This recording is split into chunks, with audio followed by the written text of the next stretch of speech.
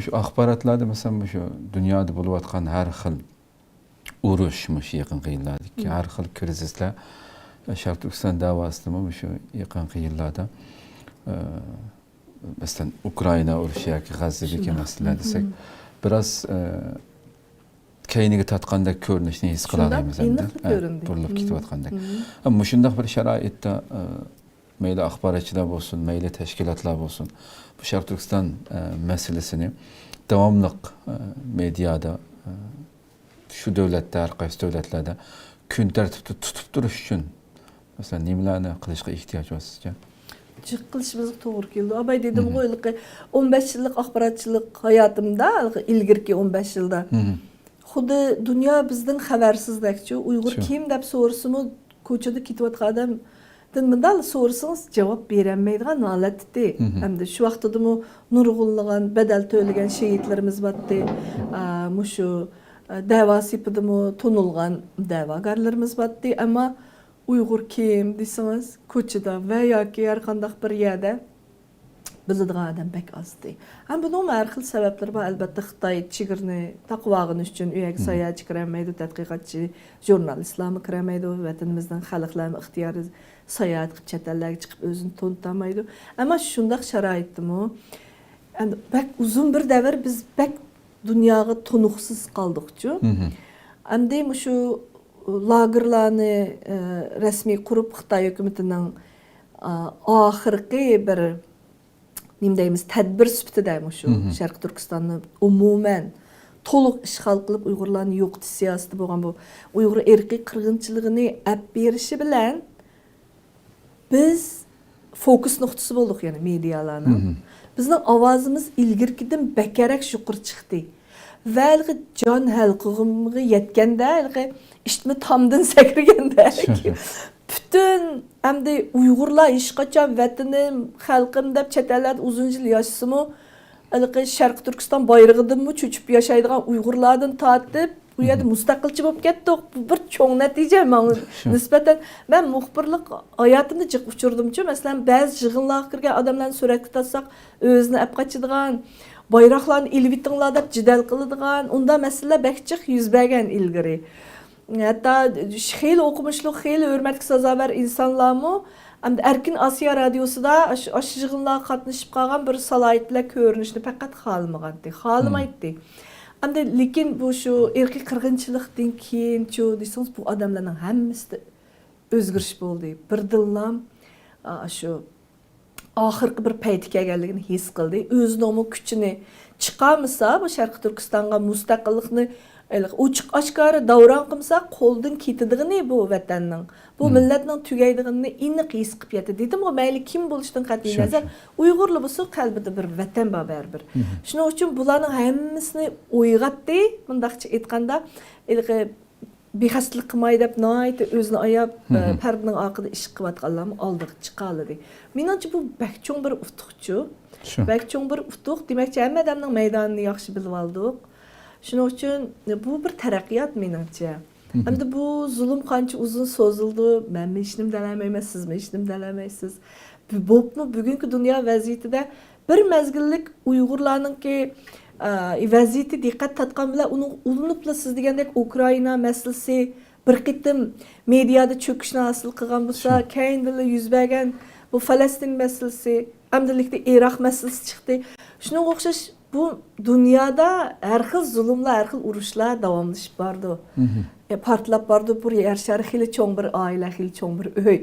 Ammo afsuski bu dunyoning siyosatlarini yurgizayotgan bir qancha diktator va bir qancha manfaatparast davlat raislarining qo'lida bu dunyo tinchsiz bo'lyapti menimcha. Bizmi xudo hozirgi dunyodagi diktatorlar birlashgandek o'zlarininki shaxsiy manfaatlarini qo'g'dash uchun birlashganligandek bizmi zulm uchirg'uchilar va yoki inson haqlarini himoya qiluvchilar birlashganligan bo'lsaqdi bu dunyo bizning qo'limizga o'tgan bo'ladi. Afsuski bizdeki birlashish ularnikiga yetmayapti. Davomli razillar tutib kelyapti nurg'un yerlarda. Ama umidimiz var belki bu bir imtihan bizga. Demakchi razil uchun badal to'lashimiz kerakligini, o'ttirgan maydonga tushishimiz kerakligida bizga bir signal beryapti bu yerda. Menimcha, qancha jasoratli bo'lsak, shuncha ular bizdan qo'rqidi. Masalanda. To'g'ri. Shunga bu bir bizning millatimizga uchrayotgan narsa emas. Butun dunyoning tinchligi masalasidimi? Qarasangiz, diktator kuchlar o'zining shu qancha diktator qancha taraqqiy qilsa, uningki bostirish kuchimiz shuncha taraqqiy qildik edi. Shu bularmi hamkorligini shuncha ish qilib, ma ilqi nima deydi bizda o'g'irning qayoshi qaraqchima shundan bir gap botdi-ku.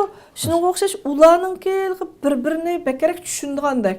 Xuddi bunda kuzatib baqsangiz butun Xitoyning masalan qurgan Shanxay olti tashkilotidimi sop diktator hokimiyatlar, ancha bir erkinlik xalqiga bermagan, shu joyda bir o'tlar vaqincha hech bir saylam qilmay, shu davlatning podshosidek yurgizayotgan diktatorlar Xitoyning ya'ni hamkorlashuvchilari mundaq aytganda. Shunga bu dunyo oq bilan qora arilgandek yomonlar bilan yaxshilarni ko'rishgan. Shu. Siz ma yomonga bo'ysungan bo'lsangiz, demakchi siz yaxshi emas. Shundaqmi? Sizning eng maydoningizni belgilaydigan paytlar mushu dal zulm bo'layotgan paytlar. To'g'ri. Shuningmi dinimizdimi bak to'g'ri bir o'git bor ekan, shu yo'lni ko'rsatib beribdi. Alloh taolo deydiki, bir zulmni ko'rgan vaqtingda uni to'xtatishga harakat qil. Agar harakat qilishga qurbing yetmasa, hech bo'lmasa ovozing bilan uni qarshi chiq deydi. Agar uni qurbing yetmasa, sharat qil deydi. Sharat nima qilamsan? Hech bo'lmasa qalbingda uni saqla, shu noroziligingni, ashunga qarshiligingni zulmga deydi. Demakchi bu endi iymonning eng tövini. Shu. Endi o'zimizni selishtirib baqsaq bo'ldi. Biz musulmon degichilar abobda qo'limiz bilan bu zulmni to'xtatamayli, ovozimizni mi chiqamayli, sharatni mi qilamayli. Hamma basharimiz sapsaq turib, ko'ralaydigan, so'zlayalaydigan, harakat qila oladigan turib, qalbimizdami bu zulmga qarshi chiqamsak, endi bular kimlar endi? Xo'sh. Shuni men demoqchi, men Uyg'urlarga qaratmadim. O'zini musulmon degichilar, dunyoda men inson degichilar, zulmga qarshi chiqish u bir insonning tabiati. Shunga men hamma insonni o'xshash ko'rmayman. Agar mushu masalada, tarixiy masalada ko'rib turdim. Bugun garchi Falastindagi urushga o'xshash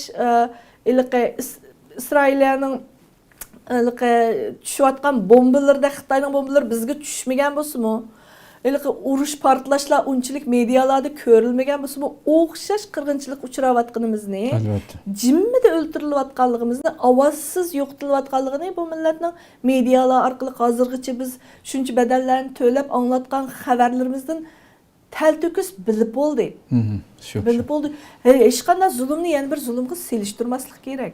Bu yerda tarixiy orqa ko'rinishi bor, shu zulm qiluvchilarning maqsadlari bor, shu zulm uchirg'uvchilarningki o'zining chekkan jabr jafolari o'xshamagan ya'ni tarixiy vaziyatda, siyosiy vaziyatlar bor. Shu men selishtirmayman. Ularni keyinlikda yoki ma'no unda emas.